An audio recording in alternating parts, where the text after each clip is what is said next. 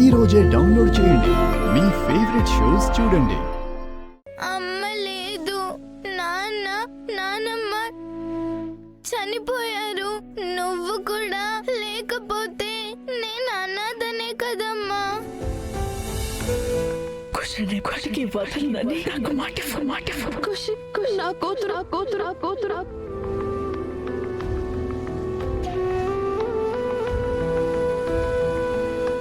నువ్వు అనాథవేంటమ్మా? నువ్వు లేకపోతే నేను అనాథనవుతాను. నువ్వెలా అనాథవవుతావు? నీకు అమ్మ, నాన్న, అన్నయ్యలు, వదినలు, బామ్మ అందరూ ఉన్నారు కదా. వాళ్ళంతా ఒక ఎత్తు, నువ్వు ఒక ఎత్తు ఖుషి. వాళ్ళు నా కుటుంబం, నువ్వు నా బాధ్యత. కానీ నేను నీ తల మీద బరువుని అని అందరూ అంటున్నారమ్మా. నువ్వు బరువు కాదు ఖుషి, నాలో ఒక భాగం. నువ్వు నేను వేరు కాదు.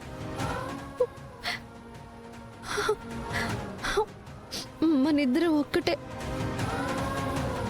మనల్ని ఎవ్వరూ విడదీయలేరు.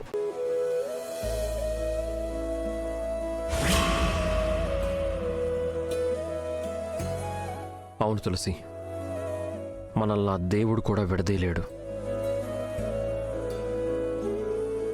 రేపొచ్చే ఆ పెళ్లి కొడుకు విడదీస్తాడు కదమ్మా.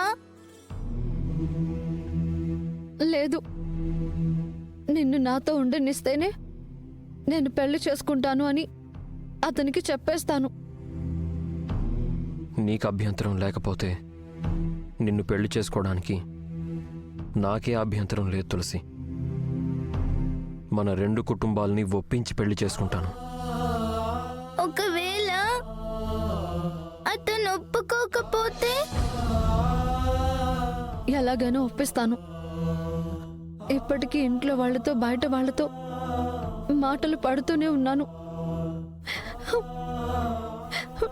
నాలో నువ్వు కూడా అవమానపడకూడదు. రేపు ఎలాగైనా నీకు ఐ లవ్ యూ చెప్పేస్తాను తులసి.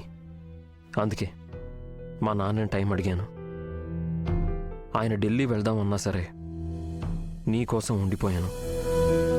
నువ్వు ఇష్టపడినట్టు అతను కూడా నన్ను ఇష్టపడాలి కదమ్మా. నిన్ను ఇష్టపడని వాళ్ళు ఎవరుంటారు ఖుషి? ఎవ్వరేం చెప్పినా నేను వినను తులసి. నేను నిర్ణయం తీసేసుకున్నాను. మనం పెళ్లి చేసుకోవాలంతే.